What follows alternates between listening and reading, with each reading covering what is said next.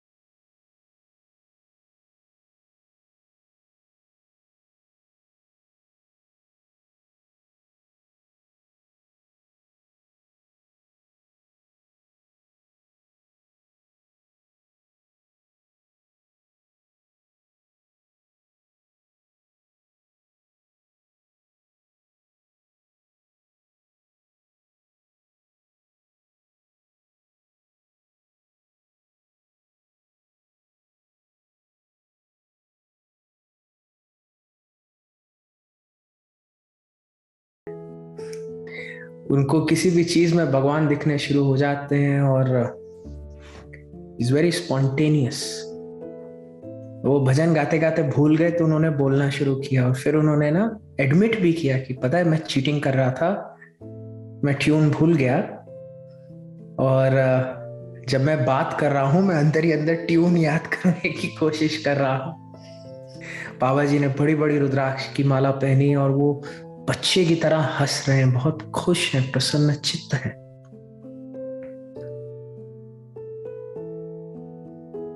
और इस प्रकार का विस्मय जब आप किसी व्यक्ति के भीतर देखते हो तो आपका हृदय प्रफुल्लित हो जाता है। एक तृप्ति, एक शांति, ये तो हम अनुभव करते ही हैं।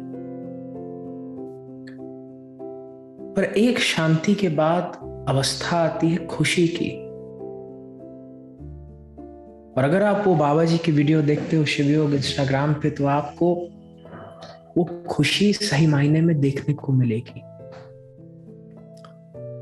और मैं कुछ शिवयोगियों में भी ये विस्मय को देखता हूं। अभी मुझे याद है जब पहली बार हमने ऑनलाइन शिविर लिया था तो 2014 या 15 की बात है। ऑस्ट्रिया में शिविर होना था और ऑस्ट्रिया के जो साधक हैं बहुत बढ़िया से उन्होंने खूब अच्छा अरेंजमेंट किया। और मीखल ड्वार्फ नाम का एक गांव था, वहां पे एक बहुत अच्छी शिवयोग साधक है, उसने बहुत सारे लोग बटोरे और वहां पे शिविर होना था। तो महादेव की ऐसी महिमा हुई कि मेरा वीजा कुछ ऊपर नीचे हो गया और मैं ऑस्ट्रिया पहुंच नहीं पाया। ये 2013 या 14 की बात है, मुझे याद नहीं। और उस समय जूम तो किसी ने नाम ही नहीं सुना था और गूगल हैंगआउट हुआ करता था या न जाने कोई एक ऐप थी। और हमारी बात हुई कि देखो मैं तो आ नहीं पाऊंगा, मैं भारत में हूं और क्या किया जाए। तो उन्होंने कहा आप देखो जहां आस्था वहां रास्ता, शिविर तो होना है। मैंने इतनी मेहनत की है, गांव के अंदर शिविर रखाया है, अब आपको तो आना होगा। तो मैंने उससे कहा कि ऑनलाइन कर लें। और किसी ने सुना भी नहीं उस समय कि ऑनलाइन शिविर हो सकता है। अब तो खैर ऑनलाइन पे ही हम सांसें लेते हैं। उस समय किसी ने सुना भी नहीं ऑनलाइन का। तो मैंने पूछा ऑनलाइन कर लें, तो उसने बड़ा सोचा, आंखें बंद की और कहती है "आ, जब मैं बाबा जी का ध्यान करती हूँ", और वो भारतीय मूल की नहीं है, कहती है जब मैं बाबा जी का ध्यान करती हूँ तभी भी तो बाबा जी ऑनलाइन ही आते हैं। मतलब मेरे सामने तो बैठे नहीं होते पर कनेक्शन हो जाता है। तो अगर मेरी सारी साधना ऑनलाइन होती है तो शिविर भी अगर ऑनलाइन होगा तो कोई समस्या नहीं है। और फिर हमने ऑनलाइन शिविर रखा, पहला ऑनलाइन शिविर। और किसी को अकल नहीं क्या होता है ऑनलाइन कैसे होता है, हमने बगल में म्यूजिशियन बिठाए, स्टेज लगाया, सब किया। और फिर बाबा जी कहीं से देखते देखते आए, ये क्या हो रहा है ना, विस्मय योग भूमिका की। जब आप साधना करते हो तो आपका हृदय सही मायने में विस्मय से भर जाता है। You are very curious, you are very excited, you are full of joy. तो मैंने कहा बाबा जी ये तो ऑनलाइन शिविर है। कहते हैं अच्छा, किधर हो रहा है? तो कहते हैं, मैंने बताया ऑस्ट्रिया में शिविर हो रहा है। और कहते हैं दिखाओ। बाबा जी आकर के बैठ गए और फिर उन्होंने देखा शिविर हो रहा है। फिर उन्होंने बहुत जोर जोर की भजन गाना शुरू किया।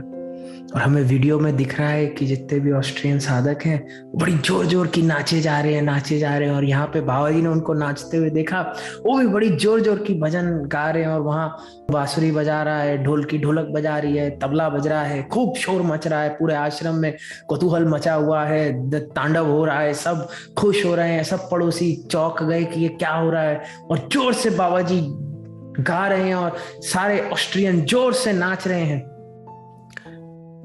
और फिर उसके बाद जब सेशन खत्म हुआ तो मैंने फोन किया कि आप लोग तो बहुत नाचे, आपको तो बड़ा मजा आया, कैसा लगा भजन?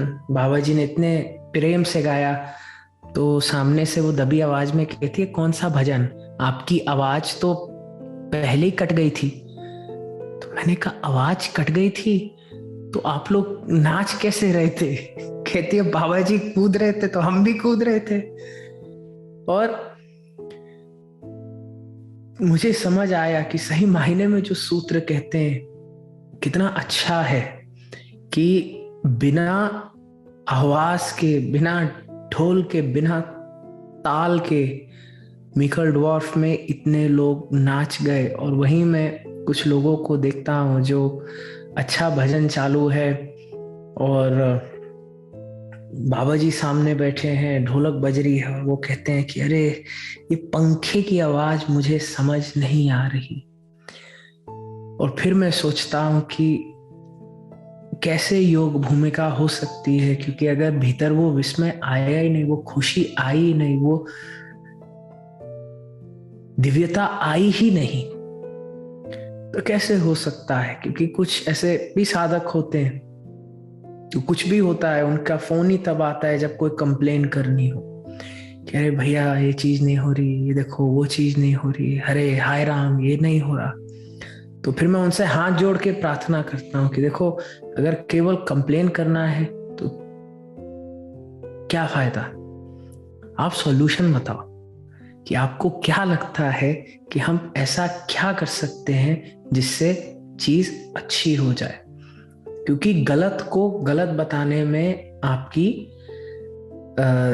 दिव्यता कैसे प्रतीक हुई, आपका ज्ञान कैसे प्रदर्शित हुआ?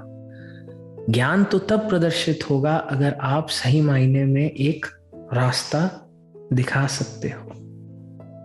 तो अभी जब उस बच्चे ने कहा कि भैया आप कलरी सिखाओ, मुझे नहीं पता उसकी इंटेंशन क्या है या वो क्या करना चाहता है, पर सही मायने में जब मैं कलरी सीख रहा था तो मुझे तो पता ही नहीं था क्या है क्या नहीं है। मुझे बाबा जी ने कहा कलरी करनी है तो भीतर इतना विस्मय भरा होता था, इतनी एक्साइटमेंट होती थी कि बाबा जी ने कहा कलरी, ओहो चलो बाबा जी, हर चीज को पूरे दिल से करना है, पूरी खुशी से करना है, नाच के करना है, गा के करना है। और सही मायने में मैंने देखा जो लोग शिवयोग के नियमों का पालन करते हैं उनको भी ये एहसास जरूर होगा विस्मय का।